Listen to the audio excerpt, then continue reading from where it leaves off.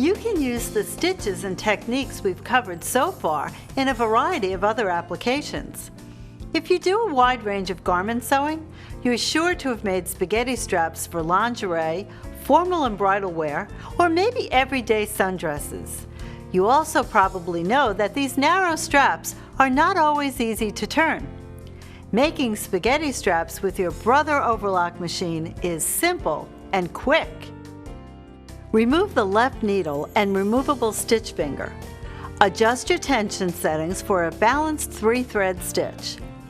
Your differential feed setting should be at 0 and both your stitch length and knife setting between 2 and 3.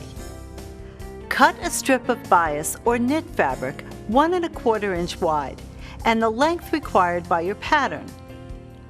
Fold the fabric in half lengthwise, right sides together. Place the folded strip under the presser foot and serge the raw edges.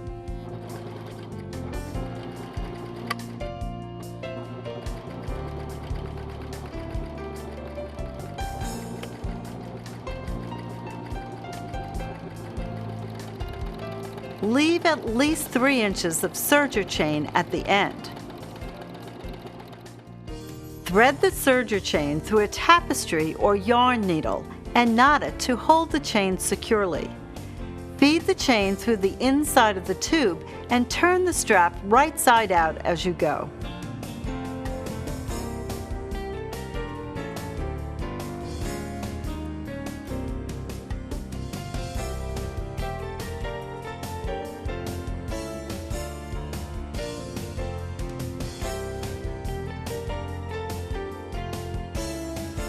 I'm sure you've noticed those beautiful flowers and chiffon ruffles on ready-to-wear and couture garments. With your Brother overlock machine and some fishing line, you can recreate the look in no time. Let's try a fabric flower. Set your machine for a narrow rolled edge. Thread it with fine decorative thread. One key to beautiful ruffles and flowers is bias cut fabric.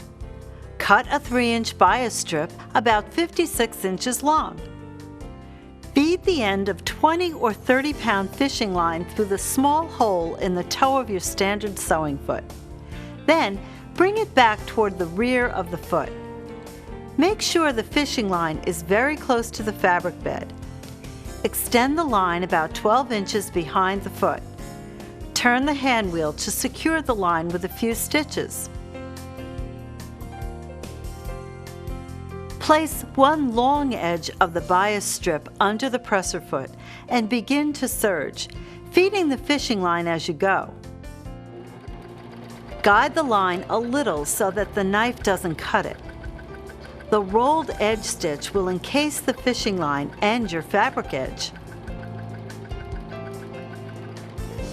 When you near the end of your fabric, measure an additional 12 inches of fishing line and cut the line.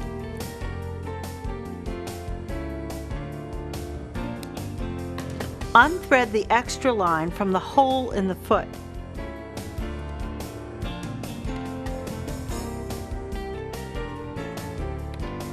Raise the presser foot and bring the line under the foot and to the left, away from the needle and the knife. Serge off and clip your serger chain. Smooth the fabric over the line, drawing the excess into the rolled edge. Set your machine up for a balanced 4-thread stitch and soft gather the other edge of the strip. Then, roll the strip into a flower and stitch with a hand needle. You can make your own wired ribbon using the same settings with lightweight fabric. For medium weight fabric, use a wide rolled edge stitch or a narrow balance stitch. Use fine gauge craft wire instead of fishing line. You may find it difficult to believe that the delicate look of pin tucks can be created with your overlock machine, but it's true. This effect is easily achieved by stitching a rolled edge on the fold of your fabric. Mark lightweight fabric with a removable marker or by pressing folds. Set your overlock machine for a narrow rolled edge and disable the knife. Stitch along the fold of the fabric.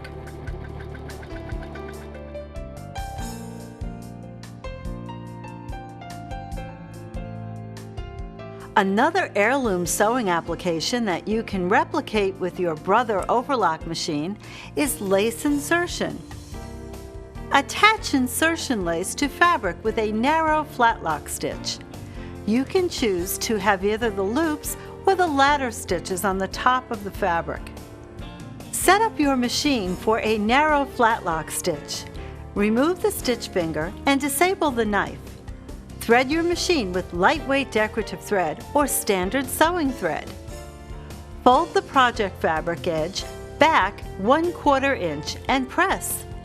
Lay your insertion lace on the folded edge of the fabric.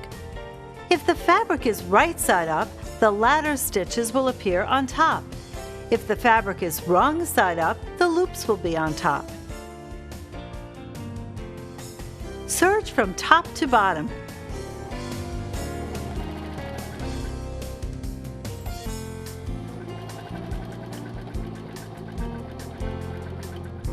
Then, open and flatten the stitched fabric and lace.